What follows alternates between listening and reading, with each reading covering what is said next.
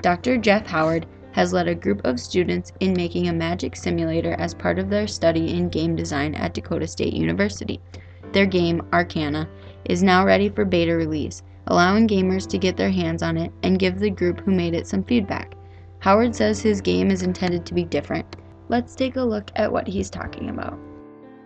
Arcana is a ceremonial magic simulator. So in the same way that a flight simulator would try to give the sort of most deep and complex experience of a flight possible, the ceremonial magic simulator is all about giving the most rich and authentic experience of magic that we can.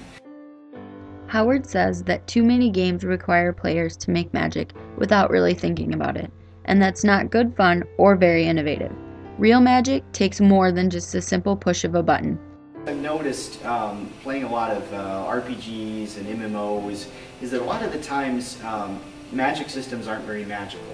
So there's, casting a spell is just sort of a process of repeatedly spamming your best fireball spell and, waiting for a cooldown and then spamming it some more, and it just becomes kind of like button mashing. So it's more like, being a rat pushing a lever in a cage than it is magic. Arcana uses grimoires, or guidebooks, to serve as tutorials for how to conduct rituals. Pat Gilmore, one of the 3D artists of Arcana, gives us the inside scoop on what we can expect these books to look like.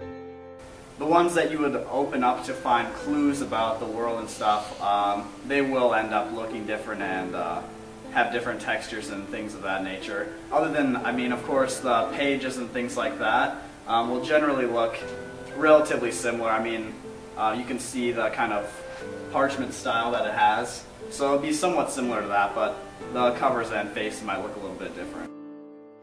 Striving for a pre-Raphaelite or Victorian psychedelic style, Landon Aker shares his process for creating the mystical art style of Arcana's environment.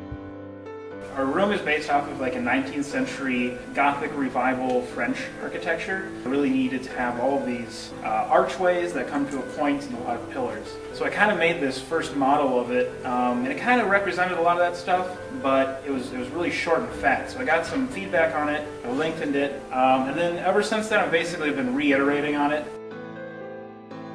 Programming a video is no easy task. The code programmers write is essentially the nerve center for video games. Without code, there would be no game, just video. Daryl Bunker, one of Arcana's programmers, describes one of the processes his team uses to program their game. It's called pair programming, where you have one person actually typing out the code and the other person is kind of like designing what you should be doing, like the algorithms. And so you have what we call it as someone who's programming and someone who's navigating, and you kind of switch off back and forth so you can get a lot of work done.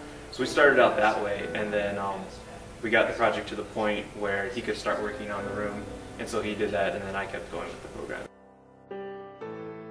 Game designers need user input to help improve the quality of their game. A physical copy of Arcana is being developed as means to provide player feedback. In charge of quality assurance, Travis Till informs us on how his team plans on using the information they receive to help improve the experience of playing Arcana.